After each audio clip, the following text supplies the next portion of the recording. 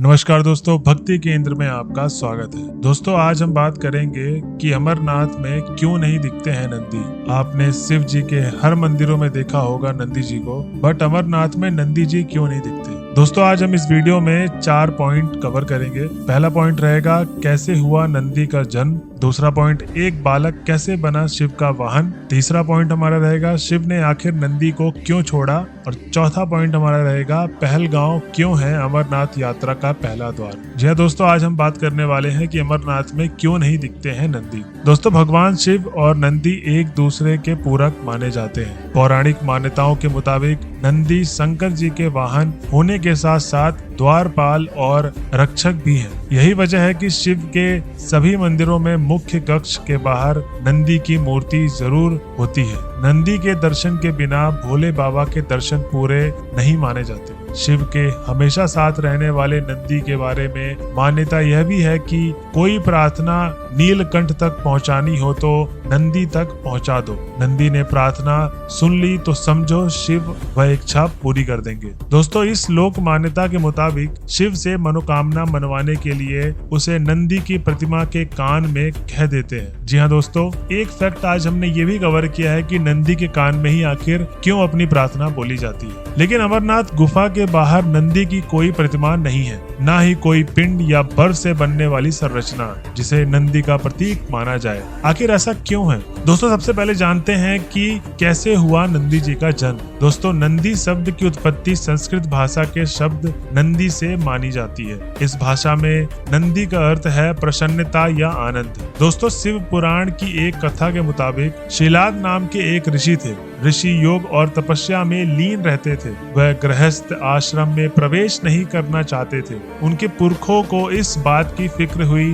कि ऋषि शिलाद का यही हाल रहा तो उनका वंश आगे नहीं बढ़ेगा। काफी मंथन के बाद ऋषि ने इंद्रदेव की तपस्या शुरू की। तपस्या से खुश होकर इंद्र प्रकट हुए और उनसे वरदान मांगने को कहा। ऋषि ने इंद्र से कहा कि उन्हें एक पुत्र की कामना है, लेकिन पुत्र ऐसा हो जो जन्म और मृत्यु के बंधन से मुक्त हो, यानी पुत्र दिव्य शक्ति से प्राप्त हो। इसके लिए उन्हें किसी स्त्री से संबंध बनाने की आवश्यकता भी ना हो। इंद्र ने ऐसा वरदान देने के लिए खुद को असमर्थ बताया और चिंतित हो गए। लेकिन शिलाद ऋषि को तो एक ऐसी ही पुत्र चाहिए था। दोस्तों, फिर ऋषि ने मनोकामना पूरी करने के लिए शिव जी की तपस्या शुरू कर दी। आखिरकार भगवान प्रकट हुए और उन्होंने ऋषि की इच्छा पूरी करने का वचन दिया।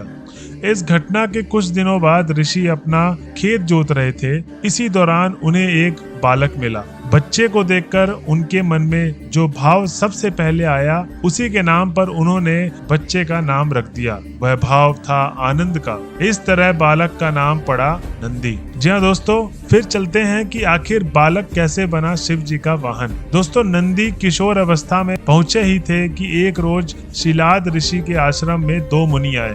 नंदी के पिता ने दोनों मुनियों की सेवा का जिम्मा किशोर नंदी को दे दिया। नंदी की सेवा सत्कार से प्रसन्न होकर उनके पिता को मुनियों ने दीर्घ आयु होने का आशीर्वाद दिया और वो वहां से चले गए। घटना के बाद से शिलाद चिंतित रहने लगे। पिता की चिंता देखकर नंदी परेशान हुए और उनसे चिंतित होने की वजह पूछी। शिलाद ने बताया कि उन मुनियों के मुताबिक तुम अल्पायु हो, यानी तुम ज्यादा नहीं जियोगे। यह सुनकर नंदी मुस्कुराए और बोले, आप क्यों चिंता करते हैं? मेरा जन्म शिव की वजह से हुआ है और मेरी रक्षा भी वही करेंगे। लेकिन पिता तो पिता ही थे। उनकी चिंता खत्म ना होते देख नंदी ने भुवन नदी के किनारे भगवान शिव की तपस्या शुरू कर दी। लंबी और कठोर तपस्या के बाद शिव जी प्रकट हुए। नंदी ने उन्हें अपने पिता की चिंता के बारे में बताया। शिव ने मुस्कुराते हुए नंदी से पूछा, तुम्हारी क्या इच्छा है वत्स? नंदी ने अपने लिए अमरतव्य मांगने के बजाय कहा, प्रभु मैं आपका संध्य चाहता हूँ। नंदी के भक्त भाव पर प्रसन्न होकर शिव ने उन्हें गले लगा लिया और कहा, आज से तुम हमेशा मेरे साथ ही रहोगे। शिव ने उन्हें बैल का रूप दिया और अपना वाहन बना लिया। सनातन परंपरा के मुताबिक वाहन को उसके इष्ट से अलग नहीं किया जा सकता। इस तरह से नंदी को शिव के साथ मिला अमर होने का वरदान। सनातन परंपरा के मुताबिक वाहन को उसके